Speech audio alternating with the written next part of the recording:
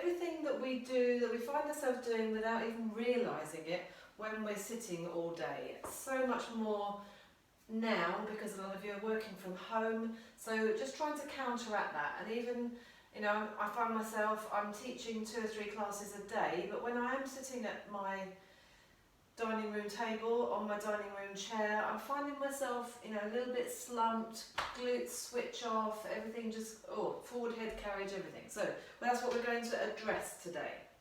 So, starting with our forward head carriage. So forward head carriage, what does that mean if you're not quite sure? It's a problem with our everyday life because we spend way too much time sitting, we're too rounded in our upper back, our thoracic spine, and we're forward. So we're sitting when we're eating, when we're reading, when we're on the computer, when we're working, even looking at your phone. If you're standing and looking at your phone or texting or something, you will have your head down. You know, we don't sort of bring it up here and do the thing, which is what we maybe should do, but we don't. So we get more and more, the head comes forwards of your plumb line.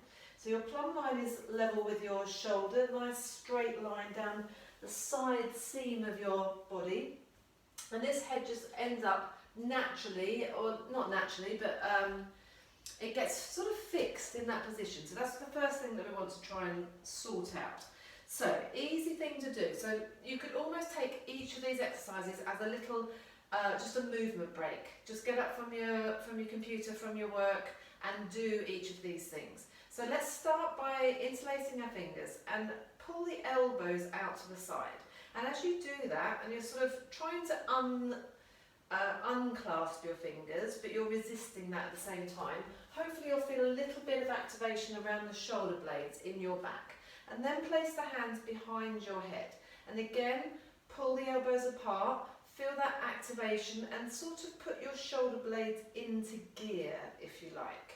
And then we're just going to draw the shoulder blades down. You're going to bring your elbows slightly forwards into your periphery vision, which means if you just turn your eyes, you should be able to see them without actually moving your head. So just slightly forwards from the side, you can see there, and apply pressure into your hands with the back of your head.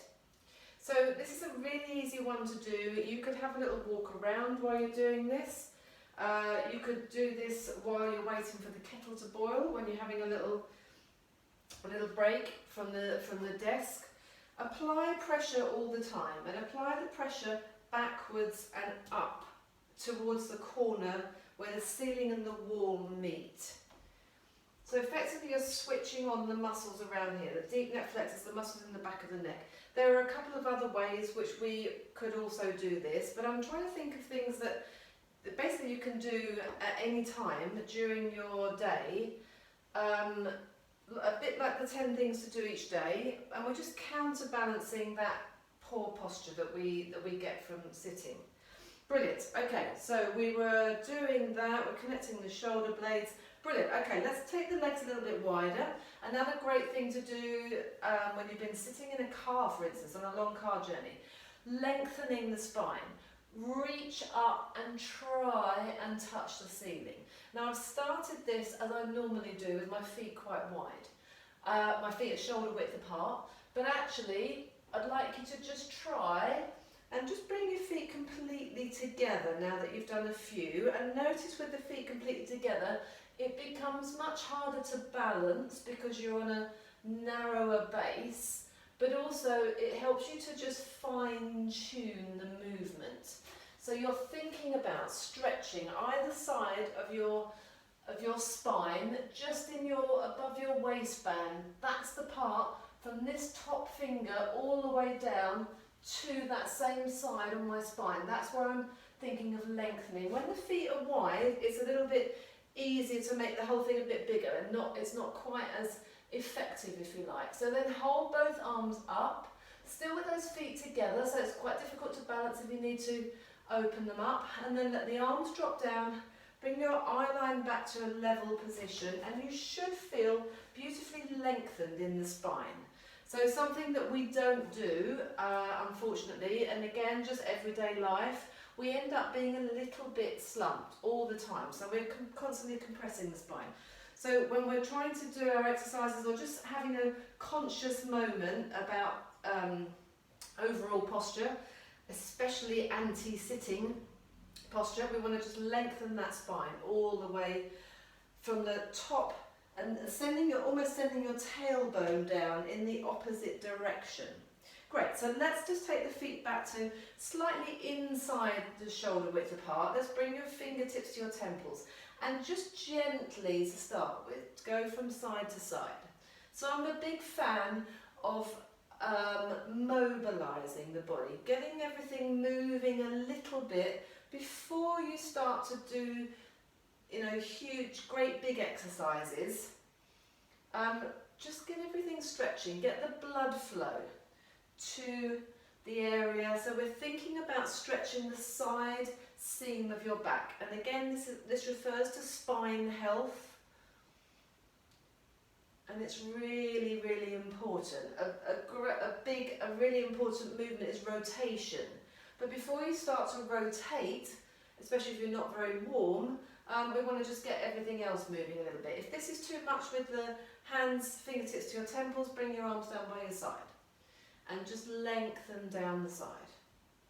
So the goal here is to keep the hips still from the waist downwards. Keep the weight even on both feet as well. You could, if we were going a little bit further, add on to it a little bit. Good, starting to make myself feel a little bit ill there. See myself swaying from side to side in the monitor. Great, okay, let's mobilise the hips. So, circling the hips round. This, again, great thing to do while you're waiting for the kettle to boil. Go all the way round. Shoulders and upper body is staying fairly still here, and then change direction. Imagine your hips are going round the inside edge of a hula hoop. The hula hoop is just suspended, or maybe you're holding it here. Try and touch each part of that circle. So going all the way back, all the way forwards. Yeah, open up the front of those hips. Let's go both directions again, swap around again. I quite like this, this sense of having my hands here and thinking about trying to touch all the edges of that hula hoop and then going the other way. So lifting the rib cage off of the hips, otherwise this is going to feel a little bit clunky. It's going to feel a little bit, your sacroiliac joint might just start to be feeling a bit clicky, a bit clunky, a bit compressed. Lift the rib cage off of the hips. Okay, let's bring the feet and knees together. We're going to take the knees in a big circle. So this is something that we generally do in my warm-up with my trainer. I was doing it this morning at 7 o'clock at the beach.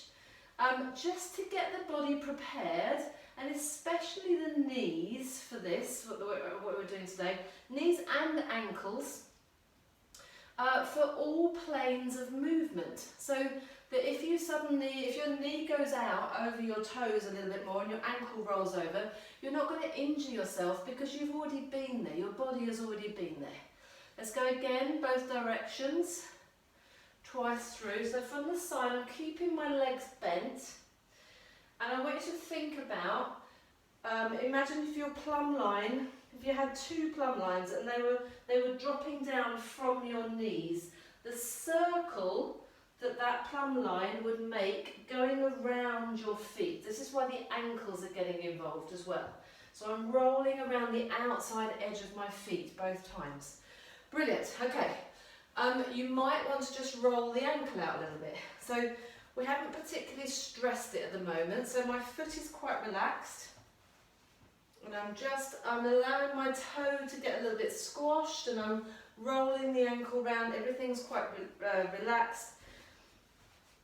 It's not stressful, it's not painful.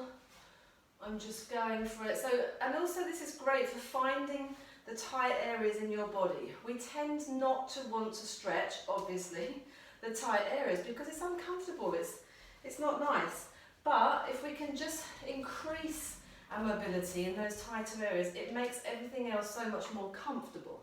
Great, we're going to come back to the hip circles. So just do this briefly, but bring your feet a little bit closer together. Come back to your hula hoop analogy. Great, and then you're going to do that exact same thing. It won't be as big because it can't be as big on one leg. So try and take the weight completely off the other leg. And again, here's my hula hoop. It's a little bit narrower now because I've only got one leg for stability. But I'm trying to go, whoopsie, all the way around. So when you start to lose your balance a little bit, then this is tough. So two things, you could just put a fingertip on a wall or on a chair or on the kitchen worktop or the dining room table, whatever's near and handy, or you could put that toe on the floor, but try not to put any weight down. Now try and make that circle as big as possible. So I have placed my hands there for the hula hoop, and then I'm going the other way. Again, lift the ribs off of the hips. So this is hard work. It's going to be nice and warm, which is great. So another thing, 10 things to do every day. One leg balance, standing on one leg, stressing that one side so that it gets used to you being able to adapt and swap and change, and that's how we retain our balance. Good, tough work, especially I can feel it in my lower leg. Let's swap legs. So if you need to remind yourself, one side of this will always be a little bit easier than the other. Go again with both feet, but have your feet much closer together than we first did. So releasing that other leg. Again, quite tough. So here's my hula hoop. I just about managed to hit it at the side. So my standing knee is bent. I wouldn't want you to try and do this with straight legs. If I don't have my hands in the hula hoop position, I'm changing direction already on this side. This side's a little bit harder for me. This hip is tighter. But think of all this wonderful blood flow we're getting into that hip, all circling around, and the balance work, and the stress, and going into all those different directions with everything. Fantastic, good. Give the legs a bit of a shake. We're going to come back to the knee now. So again, you're on one leg. Bring your feet together, remind yourself and take note of the size of this circle. So this is when your both feet are down. So it's not a very big circle, but what I really want you to try and think about is where the weight goes around your foot. So yes, you're circling the knee, but don't think so much about that. Think about that when that plumb line is dropping from your knee. I'm going right to the outside edge. I'm going to my heel. I'm coming on the inside edge of my foot, across the toes.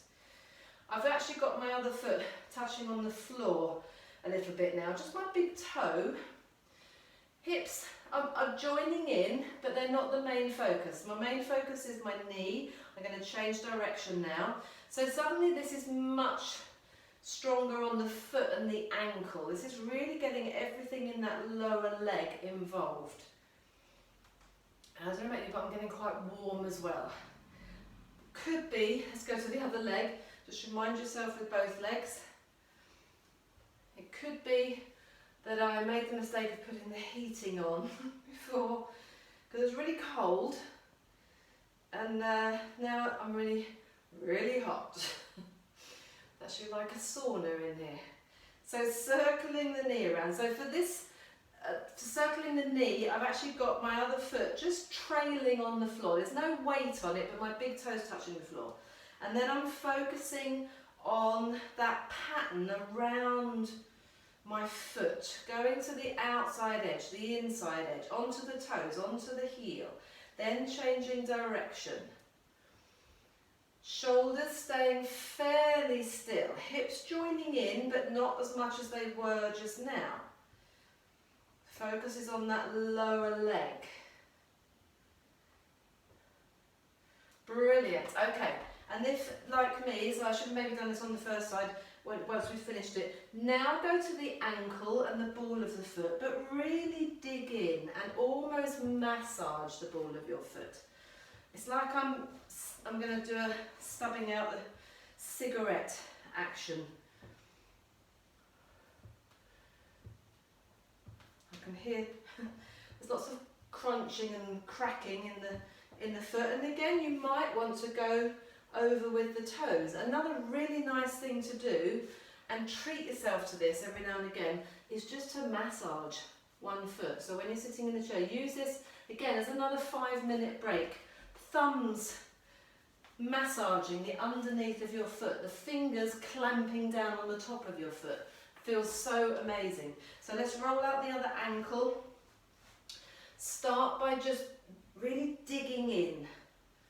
Get in the blood flow, raising the awareness from your brain. Oh, here, okay, here's my toes. There's the extremities, really important for your whole central nervous system. That feels slightly weird but quite nice to really bend my toe over and stretch at the front of my foot. Again, have a very quick massage on the other foot, and we're doing our one leg standing.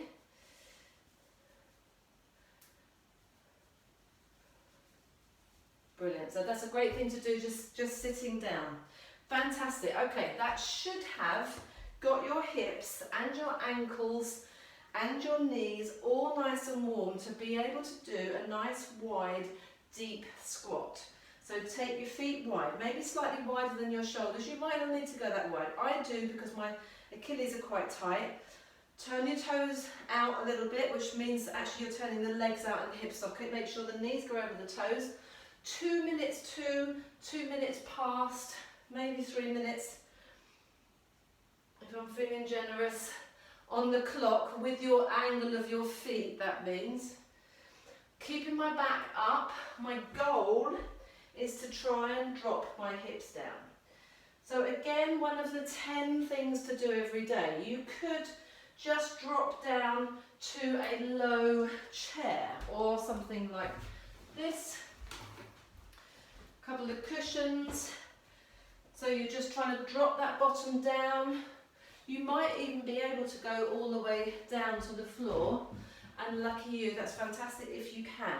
So let's carry on moving, playing with that movement all the way down.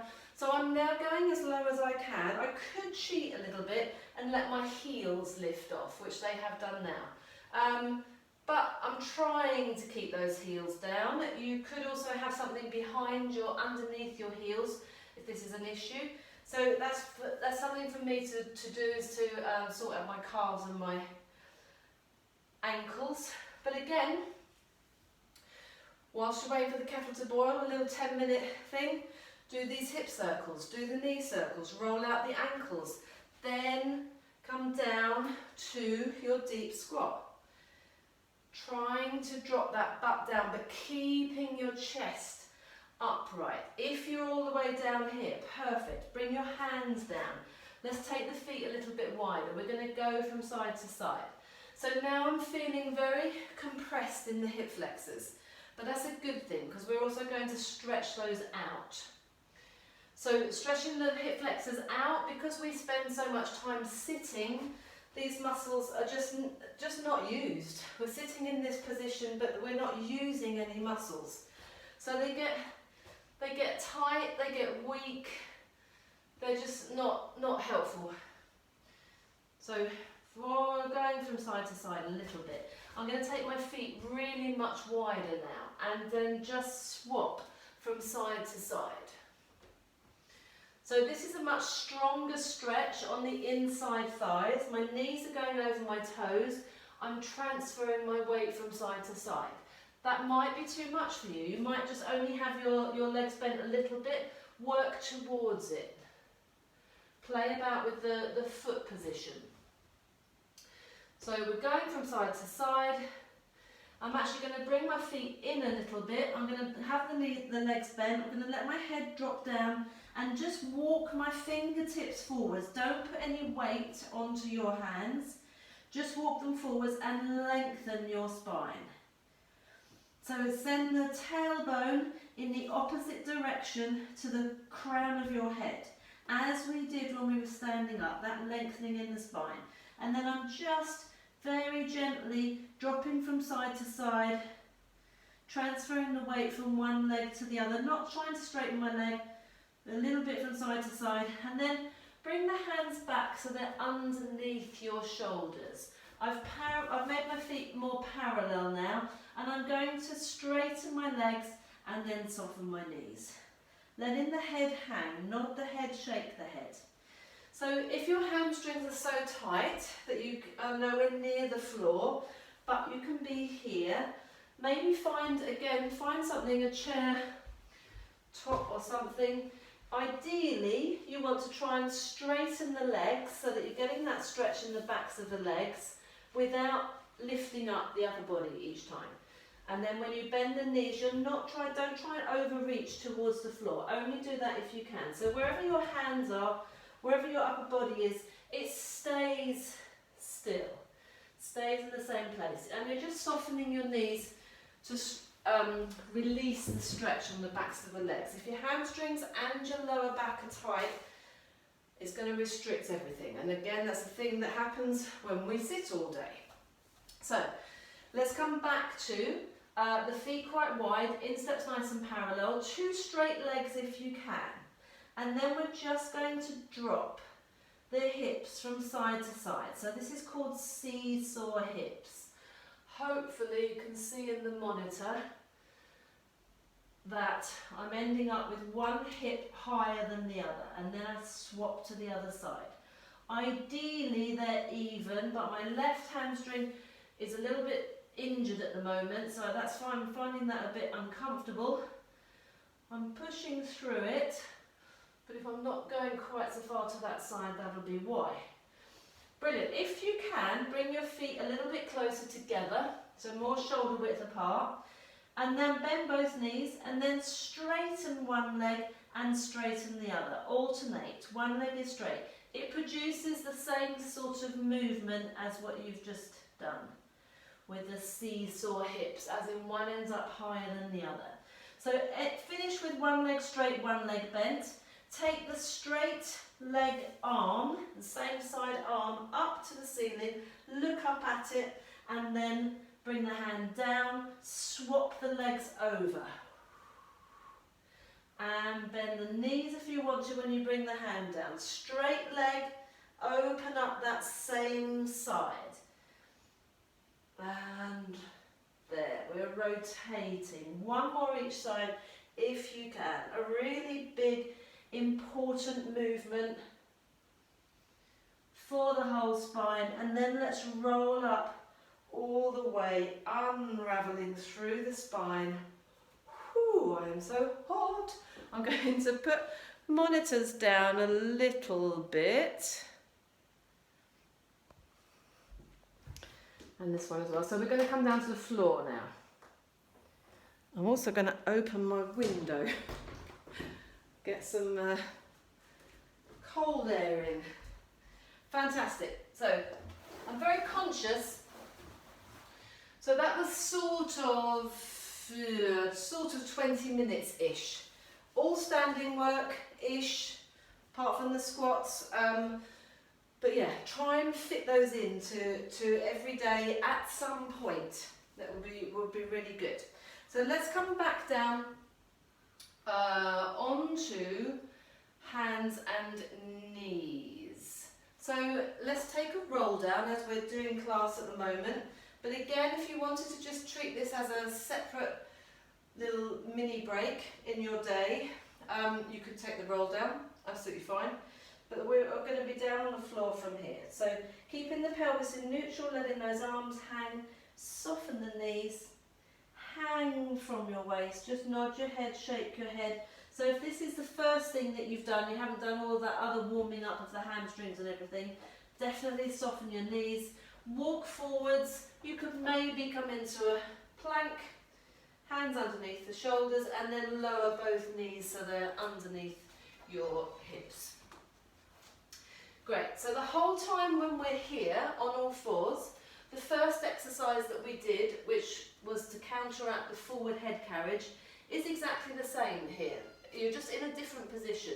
So by lifting the head up, by keeping the chin tucked in, lifting the back of the neck and the head up, so that you're bringing it in line, same as if you were pushing back into those hands, you're working those same muscles, just in a slightly different way. You're basically just working against gravity. So let's do that for a little bit, and then switch on your core. So let's curl the toes under. You don't have to curl the toes under, you could just push your shins into the mat, into the floor, and you'll find that you switch on your abdominal wall. But if you can, curl your toes under, lift those knees 1 centimetre off the floor. No change in the rest of your body. So we're bracing. This is one of your 10 things to do every day. We're activating the core. And breathing. So 10 times 10-second holds will be a good starting point for this. Lower those knees, relax the toes. So something else that let's do this now actually. So we're mobilising, circling the whole body round. As we do this, think about stressing through the wrists. Think about the movement in the shoulders. Think about the movement in the hips, the knees, the shins, the ankles. Changing direction. So the shape of my back hasn't really changed, especially when I take my hips back. I'm maintaining a neutral pelvis, a neutral spine, by increasing the indentation, if you like, at the front of your hips, the crease at the front of your hips. And I was just looking at some wrist work earlier. So just play about as we're doing this. So I've had my fingers facing forwards to the top of my mat for that section. I'm going to have my thumbs facing forwards now. Make sure your hands are underneath your shoulders, knees are underneath your hips. Do the same thing. Ooh, yeah. Quite different. And in the same way that we did the hips and the knees and the ankles, we're trying to just get into all the corners, all the edges of the fascia, the connective tissue, all around the bones, the tendons, getting the blood flow there. Good. If you were able to and or you wanted to, and this is really quite strong, but again, a good stretch, turn those fingertips back. So if this is really uncomfortable, for this one, so yeah, you want your shoulders above your hands.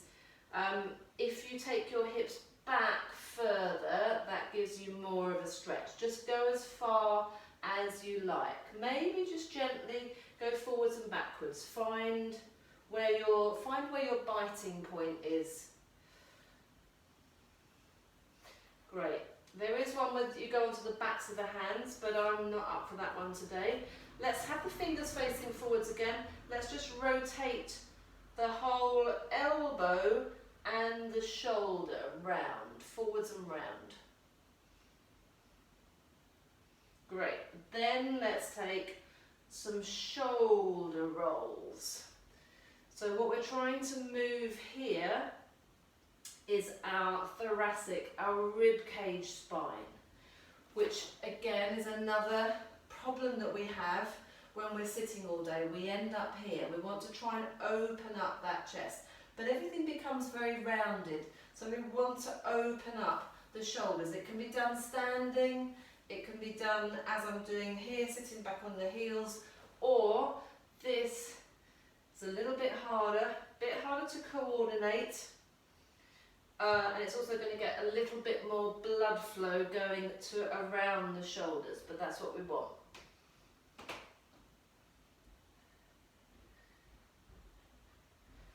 Good. Let's try and mobilise the spine now. Not try and mobilise the spine, let's mobilise the spine. So we're going to take the rib cage out to the side. You're going to tuck your pelvis under, lift your rib cage up to the ceiling as much as you can. Rib cage out to the other side and let it swing across. Sideways, up, sideways, and it swings. It's like a skipping rope almost.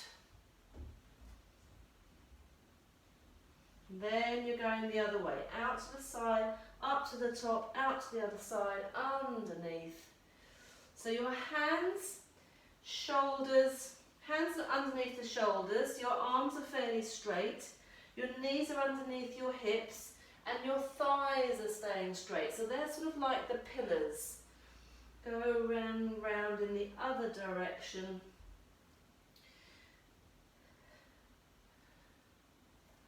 Great, so let's bring the feet, toes together, take the hips back on the heels. Stretch the arms forwards if you can. Thinking about our side bends that we were doing standing up, I'm trying to sort of replicate the same exercises on the floor or on all fours as we did standing up. So let's just take a slightly mad sway from side to side. So think about stretching the side seam of your back, and then walk your hands round towards the camera. So you're really stretching down the side seam of your torso, the one that you've walked away from, if you like. Hold that there a moment. It should be quite a strong burning stretch, not particularly comfortable. And then you lift your upper back and you pop. Lift and pop. Not a very big movement, but again we're trying to get that rib cage mobilised in your torso. And walking round to the other side. So hands away from the screen, the monitor. Find that biting point. It's a really strong stretch all down the side seam of your torso. Let it ease off a little bit. And then take your extra movement within that stretch. So you're breathing all the time.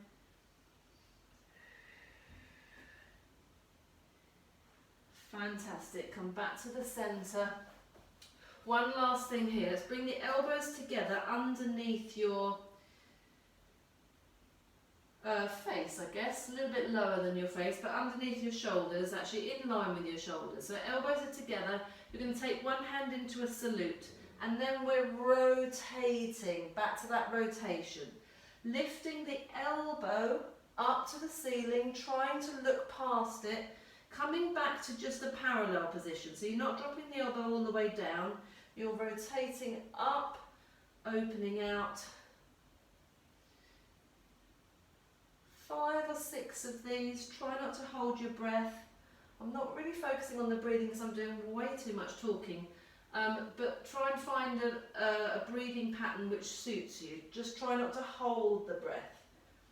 Noticing which is your tighter side. So this side is my hand in this side. I'm right-handed.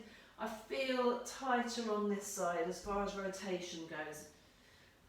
And that would tie in with what naturally happens in the body.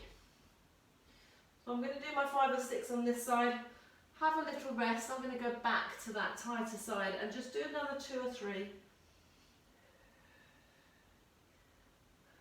Play about with the breathing. Does it work better if you breathe out when you lift your elbow up? Does it work better if you breathe in when you lift your elbow up? And we're there. Great. Okay, coming onto your back. Conscious of the time. So I just wanted to finish off with a little bit of buttock work, hip work, working the back line of your body. Again, if you're on the floor, just do some of these. I'm going to take my heels out of my socks slightly so that my feet don't slip. So from your base position with a really good neutral spine, pushing the heels down into the floor, pushing the feet down into the floor, switching your buttocks on, lifting your hips up all the way to the top. Try and send your knees away over your toes. We're trying to open out the front of the hips and relax back down. So the shape of your spine does not change at all. Lifting the hips up. When you're at the top, just check your ribs. Check that your ribs aren't flaring. You shouldn't be here. Shouldn't be right up on that collarbone. You should be just at the top of your shoulder blades. Rib cage drawn down and connected. See if you can get those hips up a little bit higher. and drop down. Really push down through the feet. Send those knees away. Brilliant. Okay, so feet and knees should be hip width apart. Lift the hips all the way up. Lift your heels up. Bring them together. Open up the knees. So the knees are going over your toes. Now you should be able to get your hips a little bit higher. And now really switch on, activate those big buttock muscles, your gluteus maximus. And then we're switching on and switching off. Each time you switch on, squeeze your heels together. So a fantastic thing to do to wake up your buttock muscles when you've been sitting all the time. Just try it. Just try each of these things. Maybe a couple of things in the all fours position, a couple of these bridges that we're about to do, some of the standing work, try some deep squats. Just scatter it with that within your day. On the hour, every hour maybe. Just do 5 minutes, maybe 10 minutes max. For 5 minutes maybe. That's probably all you've got time for. I've released those heels. I'm back to a parallel position. I'm coming back down. Good. We're going to lift one leg up into a knee fold. This is quite tough. We're going to lift the opposite arm up. We're going to hold the arm and the leg up. We're going to take some single leg buttock lifts, hip thrusts, single leg bridges you could call it. I'm pushing down a little bit, not much actually, on the back of my upper arm, on the arm that's on the floor. And it's just in a low V. So goal here, absolutely keep those hips level, no tilting. The knee that's lifted, that hip will probably want to drop. Drive down through the heel of your working leg. This is the working leg, this is the buttock that we're firing up. Between 8 and 12 maybe, I'm going to swap over now. Put that foot down, lift the other leg up, opposite arm up, this hand is in a low 45-degree angle and we're pushing up. So this is my weaker side for my buttock, but not quite so tight on my hip. Just notice what's going on in your body. Do some extra ones on your weaker side. Stretch your tighter side a little bit longer. So keeping this top leg still, arm is up.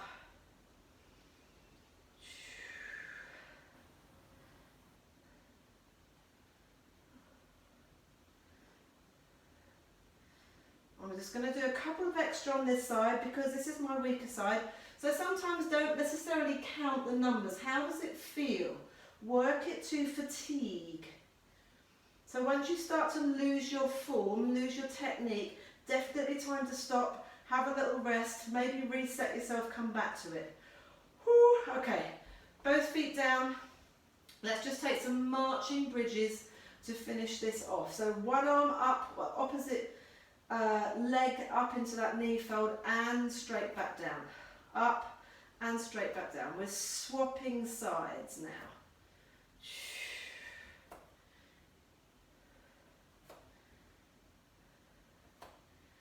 Fine-tuning that activation of those buttock muscles, and that's going to be enough.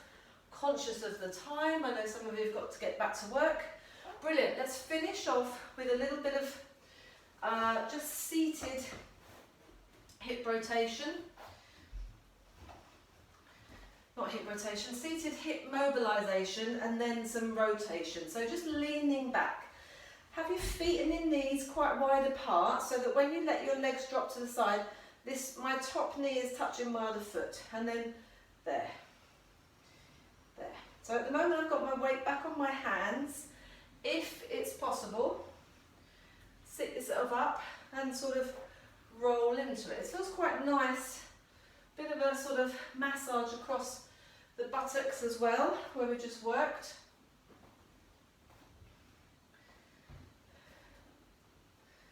Fantastic. Staying over to one side, it doesn't matter which side.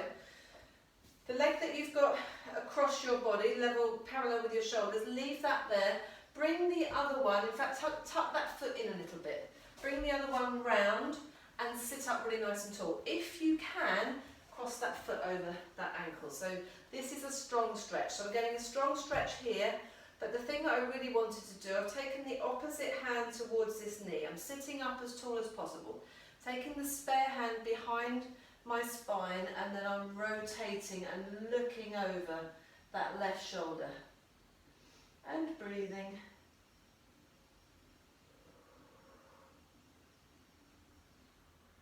Good. Maybe crossing that foot over even more and just pitching forwards. Maybe with the arms up all the way forwards. This is a very strong stretch. Strong stretch in the outside thigh and buttock. Brilliant. Let's try all of that on the other side. So we were here. We'd finished here. Bring the back leg round. Tuck this foot in a little bit. Cross over at that knee and sit up really nice and tall. Spine is as upright as possible. Trying to have both sit bones equally weighted on the floor, but this one is a little bit more lifted. Opposite hand to this knee.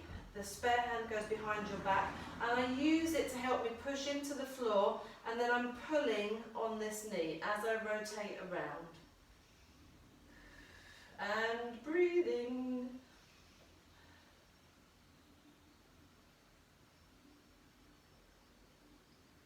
Great, coming back to the centre and just rolling forwards and over that leg, maybe crossing that foot over a little bit more.